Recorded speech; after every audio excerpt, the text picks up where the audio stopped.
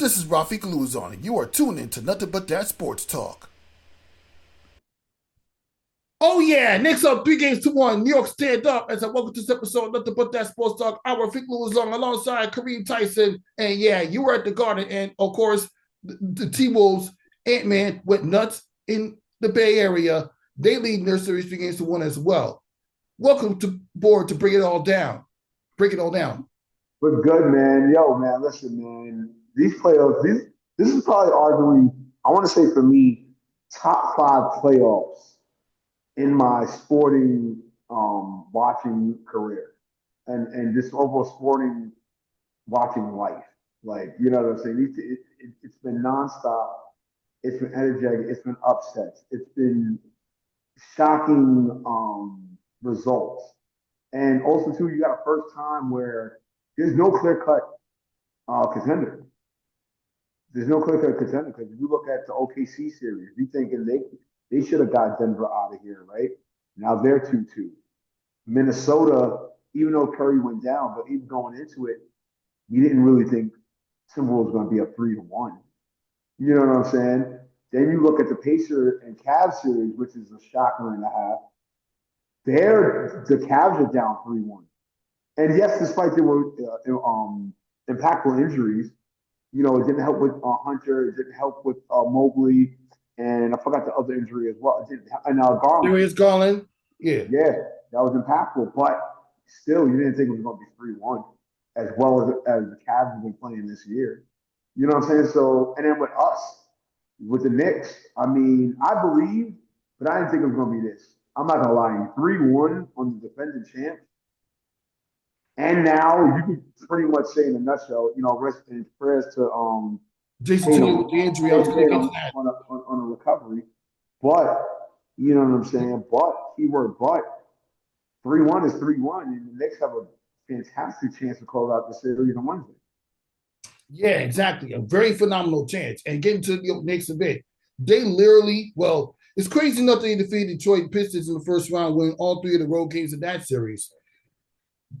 But to come from behind to win two games in Boston, and I think it's both of the Garden game 3, you bounce back and come from behind to win last night, and you happened to be there to be invited as a special guest on the show to talk about it with all the celebration going on at the Garden. This is something that you would have never imagined 25 years ago. Like, seriously. Well, yeah, I mean, well, here's the thing, and I kind of had a good discussion with somebody yesterday during shout out to AO It's Up podcast and Savage Media NYC when I was doing my special guest appearance there live. You know what I'm saying? There was somebody we was talking. We had a great discussion, debate about the '99 team, and what I was trying to explain to them was, granted, yes, they didn't do the damn thing and not bring a ring home, but they still were a potent team. Hell, they were an 8 seed. Nobody thought that as an 8 seed they were going to the finals. They're the first team ever in NBA history to go from an 8 seed to go to the finals. And then on top of that, right, you got to figure this, right? And I know we don't want to say if it's fifth, you all be drunk, but clearly people, even ESPN even have reported it multiple times, the Knicks needed Patrick Ewing in that series. If Patrick Ewing was in that series, I think it's a different outcome for Knicks. But like I said, yeah, overall, you're still happy. And now we come here 25 years later. You got them. You got the 99 team 2.0 now, and they're killing. You know what I'm saying? It is what it is. And the Knicks are rocking and rolling. New York was feeling amazing again. You know what I'm saying? When the Knicks are winning and everything in New York is winning, I mean, the flow is amazing. Everything's amazing. So, you know, now it's only to, you know, get the job done. Yeah, they had to focus on getting the job done, even regardless of whether or not Tatum comes back. And I wish Jayson Tatum a speedy recovery. Oh, yeah, speedy recovery, yeah. We're not doing scumbagness, so we're happy that he got injured and all that. That's not it. That exactly. I don't want to hear, we only won because Boston was shooting poorly for the 3-point line in games 1 and 2. Oh, we only won because Jayson Tatum got hurt. I don't want to hear that crap for Boston fans. Because you breezed your way through a championship a year ago when the series is going no further than 5 games, and teams were having injuries to get the teams you had to defeat to get to the finals, let alone win a championship. They were either inexperienced or dealing with injuries on their own. The Donovan Mitchell affected them in the second round last year is potentially going to affect them right now against Indiana, the runner-up in last year's conference finals. I don't want to hear that crap. The Knicks lost. The Knicks blew a 2-0 lead in the conference semifinals last year against Indiana because they were dealing with injuries. So injuries are part of the game. I don't want to hear that crap. I don't. Right.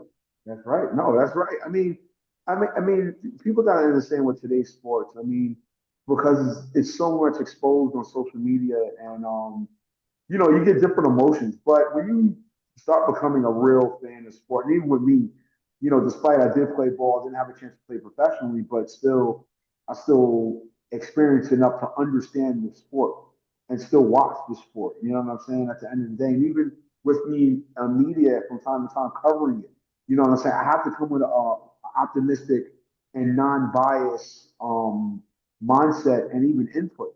You know what I'm saying? So at the end of the day, like I try to do a lot and tell fans, even Knicks fan groups that I'm in, I'm like, bro, we got to do better. You know what I'm saying? And I've been telling people all year, I want to really shout this out, and people could co-sign this if they want. I think honestly, I could name myself like top five defender of Mikal Bridges. I told people, I told people 1,000 times. I get it. You're mad about draft picks and all that, which even though those are like great, the level of those picks are like second round, even though they're first round, they're like second round level, second round tier picks or whatever. But Mikal Bridges, if you know about ball, Mikal Bridges, ever since he came into the league, all right, he literally was on that time. It didn't matter what level from rookie to even now. You know what I'm saying? You've seen it. You've seen it when he was on the Phoenix Suns. You've seen it when you saw a little sample size, even when we faced the Boston team and got swept in the first round. But even in that series, he was doing it. So when he came to the Knicks, I knew I was like, all right, regular season, all right, it's gonna take you some time. But I knew playoffs, once these playoffs started, we were gonna get the Mikal Bridges that everybody wanted. Now everybody gotta give him an apology for him. That's whole fact. I'm getting my Mikal Bridges jersey tomorrow. That's whole fact. Exactly. And I said this with my guy Ryan Walker the other day. There's a reason you give up a lot of picks to get an impactful player like Mikal Bridges. The guy is a very manned up defender. He's one of the most underrated players you'll ever see in the NBA.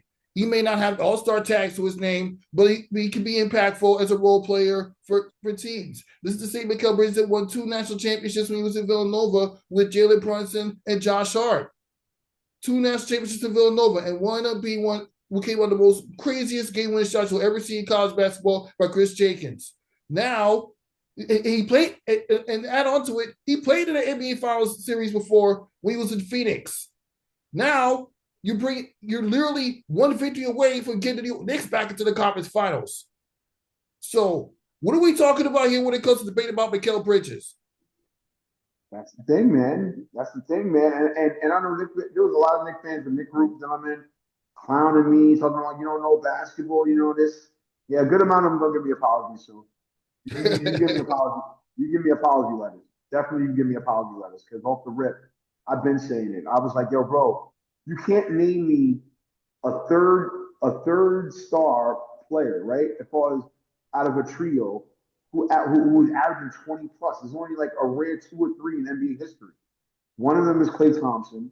Another one is when it was Run TMC with Tim Hardaway, Chris Mullin, and Mitch Richmond, right? With everything going on right now, do you think that what do you think will be the reason the Knicks win a championship this year? Was it more about the grit and grind or the opponents that you're capable of defeating? Nah, it's no problem, man. It's what I posted. I think not. I think about a couple of weeks ago, like in the middle of the Pistons series. I was like, look, the I think for me, I think the three pillars was when it comes to being successful in the playoffs. You know what I'm saying? Is winning on the road, closing out games when you're supposed to, and just straight up being consistent of whom you are. I feel these Knicks in the playoffs, they're checking the boxes on that, and as well as too, believe it or not, they're being good shot makers. If I'm using that term correctly, you know what I'm saying? like the shots they're making is like, yo, those are like, yo, I'm in the moment. I don't care who you are or if you're not face type of shots. You know what I'm saying? I think for the Knicks, they keep it like this. I think this might be 99 all over again, except the ring comes out of it. I really strongly feel that way about my team. Really do. I really do this year. And the reason why the feeling is the way I feel, because you got to look at patterns, and patterns is key when you look into the playoff. Is very key to look at the pattern. So the next pattern, despite they're not having great first quarters and first half, they're finding ways to like really shrink down the game in second half tremendously. And even to where, shoot, you could say the first 6 minutes going into the fourth quarter, you got a feeling that Knicks could win it. I mean, it probably was like one or two games. Maybe game five against Detroit, you didn't feel that way in game three versus Boston. But pretty much everything in going into the series, 6 minutes in, you're like, all right, here they come. Oh, here we go again. Yeah, that's pretty much it. When you mentioned those games, I was like, you know what? The excitement is real, but I was like, let me not add fuel to the fire until they get the lead and get the win. Game one was shocking enough, but like I said, game two, the fact that they were able to take the lead after the bad third quarter that they've had, that was just incredible. And Brunson, that was Brunson's worst playoff game. And as you're thinking, what just happened? That was Brunson's worst playoff game in game two. Horrible. Pathetic. Straight up. And who comes through again in the fourth quarter? Mikal Bridges, 14 straight points in the fourth quarter. Dagger after dagger after dagger. And two late stops. And two stops. This is what I'm saying. This is what I'm saying. I mean, listen, I'm sorry, man. Mikal Bridges is the goods. I've been defending him. I've been defending him all season. I'm like, yo, bro, he's the goods. He's the goods. You can say what you want. He's the goods. Mm-hmm. Exactly. And you mentioned Jalen Brunson in the conversation.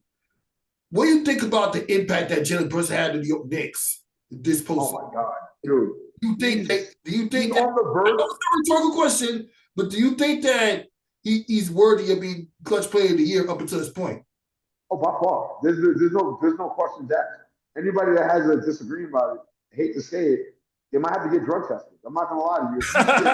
If you feel Jalen Brunson did not deserve clutch player of the year, or for the last 3 to 4 seasons, he has not been probably top 5 players in the league, you're out of your mind. And that's not even me being biased as a Knicks fan. That's just overall period. Mm-hmm. Like, I'm sorry. You know what I'm saying? Like, it's crazy. Wow. It's wild how much Jalen Brunson has to do to still get respected and still get props. And even for that matter, it's right there. The proof is in the pudding. Look at me, 30-plus point games, 40-plus games he's having in the playoffs. Damn near Michael Jordan number. I mean, I know Jordan fans might go, "Oh, he's not Jordan," but look at the work he's doing. Exactly. If this work leads to a championship, at least, don't even say nothing about just Jalen Brunson not being worthy of that four-year contract back in 2022. Because I told people he's going to change the dynamic of New York Knicks basketball. Oh yeah, by far. And everybody looking at me like, man, you gave up Jalen Brunson, really? Brunson? Right. Let me get to Mikal Bridges last year. He was like, you traded away 5 picks for Mikal Bridges? Stop it. Bro, whoever was saying that, I hate to say it again, they need to get drug tested, dog. Like, seriously, like they seriously get drug. Like, and this is what I feel about today people that watch sports, like casual fans that watch sports. Like, what are you watching? Like, what are you exactly watching that when you have these notions, or go on pages, or go on media pages, or go on like social media, and just have the outlandish of things said? I'm like, what are you talking about? Like, what do you see? There's no way you could be seeing what you're saying. There's no way. There's no way. And I, you see each other fans yourself when you was doing that. When you had that guest appearance at the Garden last night. You see the type of fans that oh my God. Let's go back to that. The Boston fans literally all over the place. I got Bro, I got to bro. go to the Garden last week. I didn't go to the game, but I had a chance to go to the Garden. Chance to see footage of everything going on at the Garden. It's literally Boston, New York. Like seriously.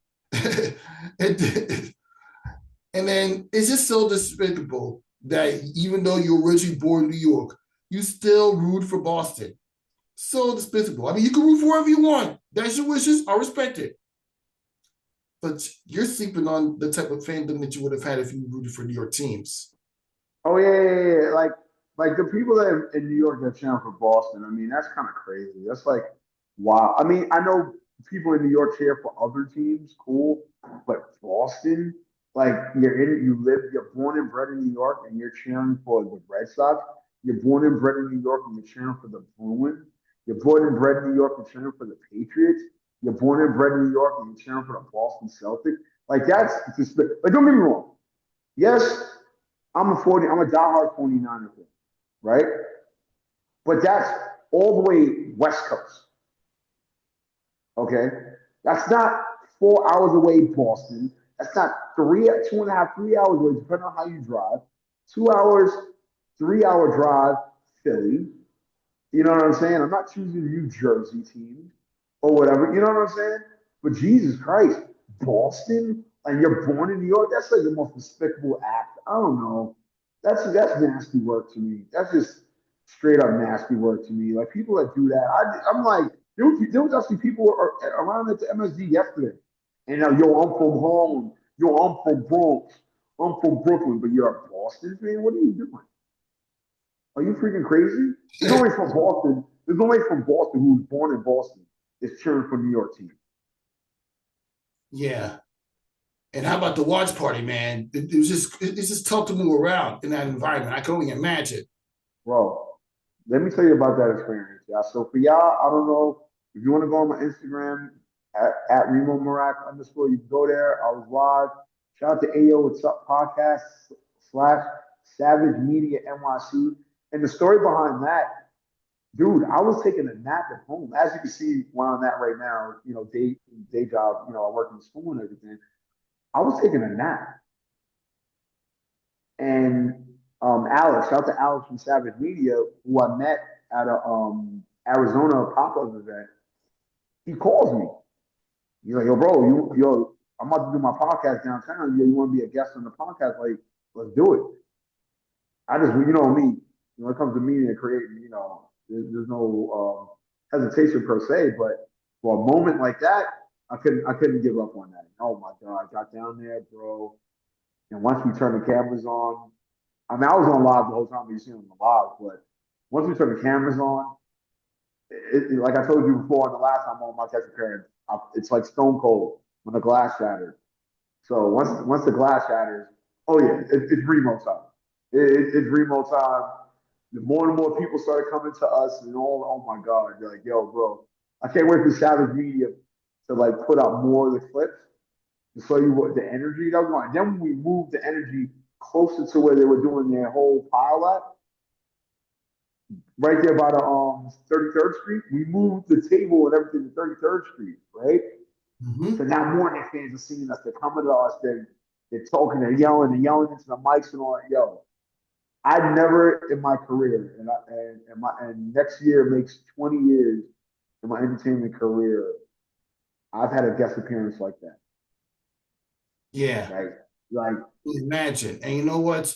This past year alone marks literally 7 years since I started nothing but that sports talk. And it got me credentials to so many different WBA college basketball events, including Madison Square Garden that you was at last night.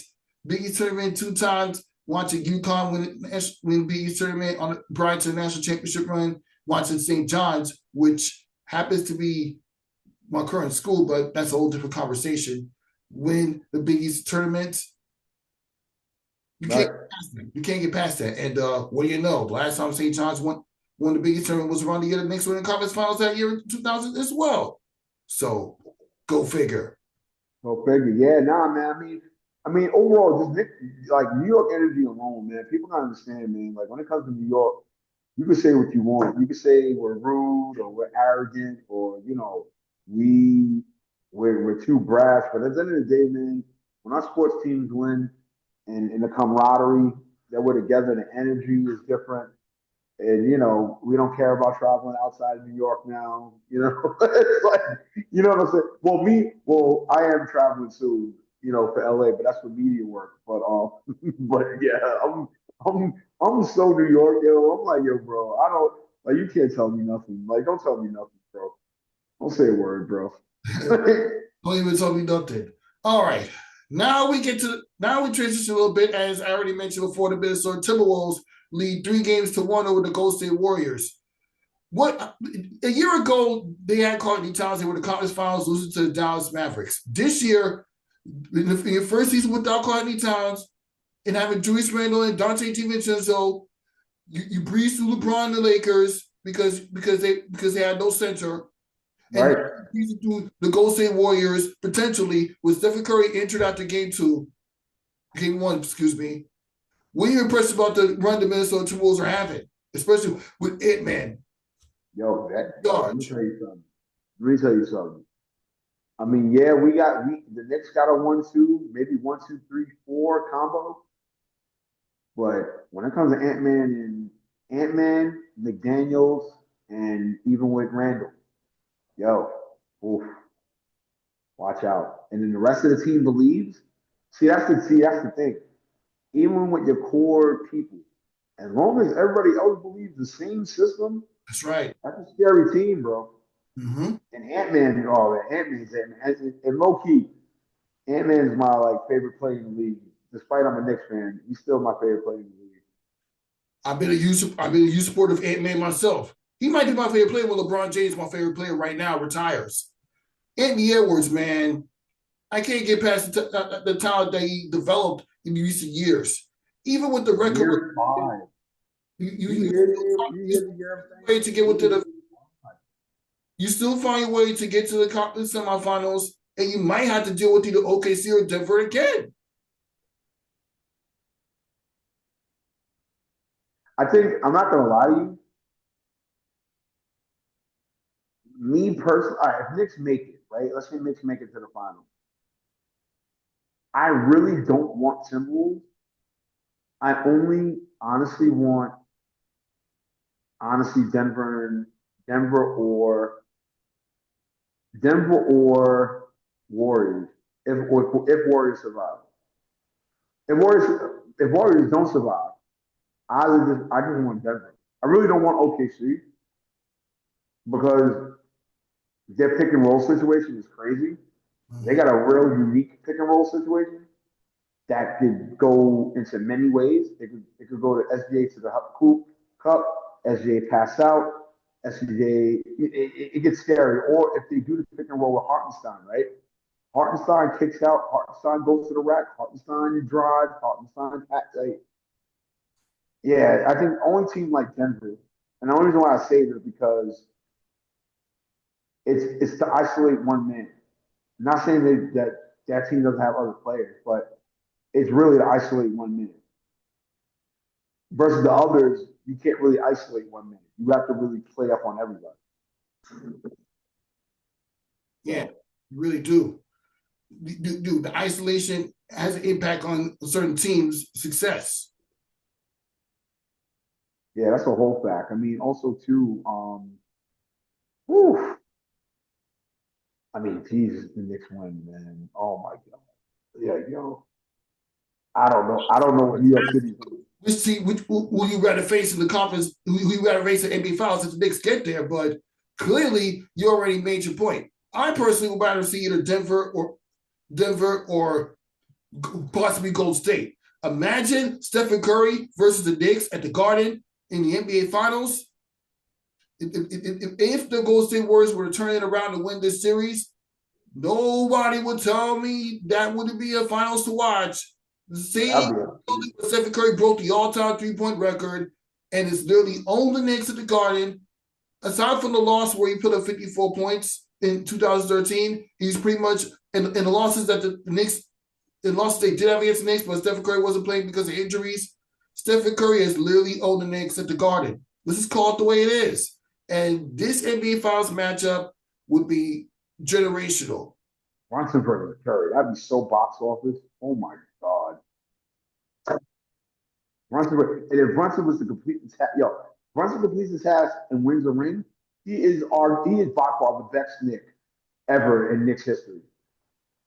Best Knicks is Walcott Frazier and Willis Reed. Listen, he's above them. He wins the ring, he is above them. No questions asked. No questions asked.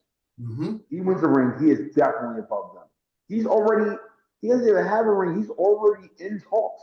He's already in arguably top 5 talk, and he's already in top 10 Knicks talks. Mm-hmm. Yeah, already. But this is literally a ring. Forget about it. Statue and all. That'd be crazy. I mean, getting to the T-Wolves, that's literally they what really made them as good as they are is the fact that they had an actual center compared to the Lakers. Rudy Gobert has been a monster. Oh my God, Rudy Gobert looked like Shaquille O'Neal. Post, ready to be scoring inside or hustling for the rebounds. The physicality that this man brings to the Minnesota Timberwolves, even when Karl-Anthony Towns is there, is literally unmatched. And Naz Reid, you can't ignore his contributions. For a big man, he can shoot the three, he can take it to the hole. He has a mid-range shot as well. That's something that you can't ignore. The beast. That's what I'm saying. I don't want that Timberwolves team. I really don't.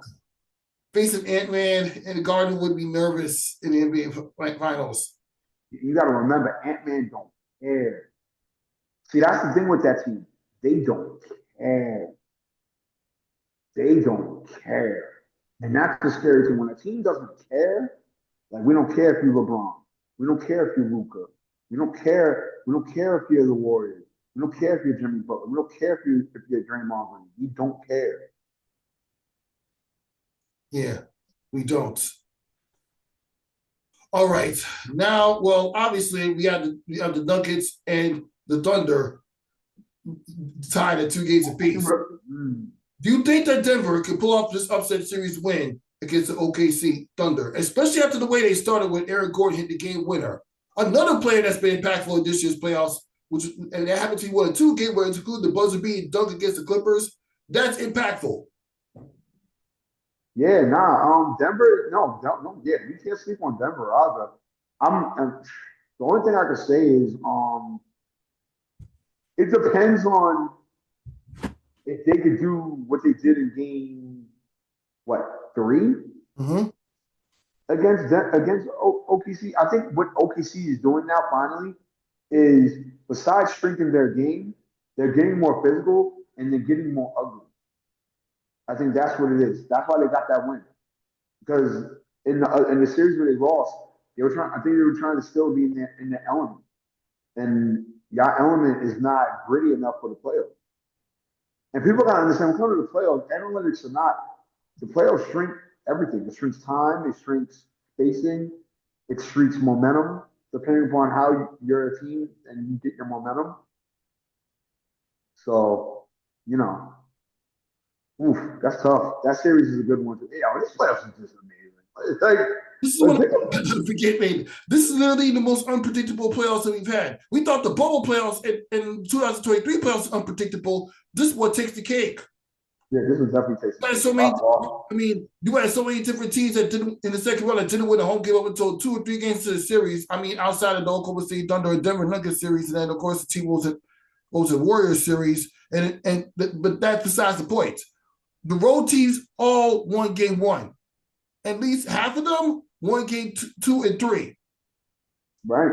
This is something that you never imagined. What's the purpose of home court advantage if you knew it's going to be unpredictable by the time the second round comes around and you face a much tougher opponent that's, after feeling you out the whole regular season, they figure out a way to take you down in confined fashion. Seriously. Yeah. Yeah, man. At the end of the day, it just goes to show you the parity in the NBA. Real talk. Before, let's say a couple of years ago, it was like clear cut, like a few, like, or maybe like almost a decade ago, it was clear cut, like Cavs, clear cut Warriors, clear cut Heat, clear cut, well, shockingly Dallas. You know what I'm saying? There wasn't that much parity, but now the parity, man, it's almost like it's like wonder. It's like when you go get your food at Wonder, you're wondering, all right, which food am I going to get? You know what I'm saying? Playoffs, man. Playoffs, intense. Yeah, I don't know if you hear my voice. I'm losing my voice like this whole. I don't blame you. I mean, it's excitement. You want to know what else is exciting? The Dallas Mavericks win the lottery. Oh my God, yo! And you know, yeah, who would have thought? The same Dallas Mavericks that traded Luka to LA only for him to get bounced in the first round. Now get Cooper Flag. They lose in the playing tournament to the Memphis Grizzlies, and now they win the lottery and they could get Cooper Flag. Cooper Flag in Dallas with AD and Kyrie Irving. That is a team on the rise. And Klay Thompson. And Klay Thompson too. Yeah, we can't ignore that. Yeah, but let me ask you a question. If you owner the Dallas Mavericks, would you rather draft Cooper Flag or try to get Giannis Antetokounmpo, who recently announced that he's open to other options? Rather, even if he tends to stay in Milwaukee, but he's open to other options. Nah, well, I don't know. I think he might be in New York, bro, because he just bought that villa. He just bought that was it 8 million? Yeah, $8 million villa in the Hamptons. So I wouldn't be mad at Giannis Antetokounmpo comes to York, but again, would you the owner of the Mavericks? Would you rather draft Cooper Flag or get Giannis Antetokounmpo, even if not necessarily Giannis Antetokounmpo or impactful players could help bring Dallas back to what they were, or but maybe not NBA Finals team like they were last year, but actually getting close to that. nah, I ain't gonna hold you, kid. I would go for Cooper. And the reason why I'm saying that is not to go against Giannis, who arguably top five to maybe top three players in the world, but I'm big on I'm big on new energy and longer potential. You get what I'm saying? And then also too, I don't think him and AD would fit as far as Giannis because they're both, even though AD is high post, low post, Giannis is low post, so the spacing would be weird. I think the spacing would be off. It'd be highly off. At least with Cooper, you get more spacing. Mm-hmm. And you got Cooper can, yeah, and even if he can't start right away, he can be a size coming off the bench with Anthony Davis or pairing up with them at power forward where Anthony Davis can play center. hell yeah. Ooh, man. And you think about the guard combo, Klay Thompson and Kyrie Irving. A bit. Those are pieces. If Kyrie was healthy. Yeah, Kyrie Irving didn't get that season injury, but what else is new? Kyrie Irving always ended up playing only half a season before either getting hurt or missing games for personal reasons. What else is new? Right. Yeah, that is just something that you have to run for love. But before I let you go, why don't we get a little bit about what you've been up to ever since we got to in this media game and future projects you got coming up for those? Yeah, man. First and foremost, shout out to the Cut Podcast, man. Culture, Urban Technology, and Sports, man. We've been rocking and rolling. Definitely. The last people we had Shy and Weather Park. That was a great interview. That was a great episode. Before that, had Mathematics of Wu Tang. I got a couple of interviews. The Zeddy Will interview. It did solid numbers. Next on deck, I'm gonna drop probably around end of this month. I got the Honey Baby interview. You know what I'm saying? That's gonna drop soon. Then also too, shout out to He's With Us podcast with Combo, hosted by Combo, co-hosted by me. I mean, we're rocking and rolling with that. With the shorts game, with the shorts numbers, you know what I'm saying? We record again this week. And also too, shout out to DigiWax with New Music Wednesday live. We're doing now a live taping of our Zoom of our major Zoom call. That's lit. You know what I'm saying? I do corresponding. I do like post interview reports after we have the in-person interviews. As you've seen, I put up on my page at Psycho Les from the Beat Nuts. was a great convo speaking with him. And it's just overall, just I'm just blessed to still, as many years as I've been doing it, still blessed to still get the calls and still cover places and everything like that, still get the emails and everything, and just blessings at the end of the day. I got more in store with cuts and also He's With Us, we got more in store. And just overall, just stay tuned looking at my content, man, and the articles I write with DigiWax and Medium. Yeah, stay tuned. And I'm literally just getting back into doing more podcast episodes, nothing but that sports talk after. Yeah, I've done media in other realms. I mean, I started doing play-by-play commentary as you kind of see. I've been doing some work for the schools schools TV station as well. Well, and without getting into its details, that's pretty much what you kind of been seeing me doing. Yeah, nah, you've been kicking, you know what? You've been kicking tail, man. You've been working hard, and that's what and hard work pays off, man. And like I said, I don't hold back, salute to fellow, media figures, personalities, podcasters. Everybody's doing their part. You know what I'm saying? At the end of the day, me as a vet, as I am, you know what I mean? I'm blessed to be in the position where I'm at and just overall getting these opportunities to come on your platform and many other platforms as well and just speak about it. You know what I'm saying? But all in all, it is Knicks tape. Love it. Orange Mr. and blue Energy. skies. I know I'm wearing red, but orange and blue skies. On the blue skies, man. I mean, it's gray skies today, but definitely orange blue skies, man. And I just love how our fan base is not being as negative as before. You know what I'm saying? We just gotta be positive, believe in our team, and let's keep it going. Mm-hmm. Yeah. And now I wrap up this episode, nothing but that sports. I think we talked about Reemo Meerak Tyson. Love everything you're doing. And yeah, Rafika was on Kareem Tyson. Yeah, but now you already know. You can follow me on everything at Reemo Meerak _ ReemoMeerak _ as well as follow the Cuts Podcast, YouTube, Spotify, iHeartRadio, Apple, Amazon, Google as well. Also, too, He's With Us is on the same platform as well. Follow us on YouTube, follow us on Spotify. Real talk, man. Just overall with the Reemo Meerak brand. Stay tuned if you wanna jump on to the email blast.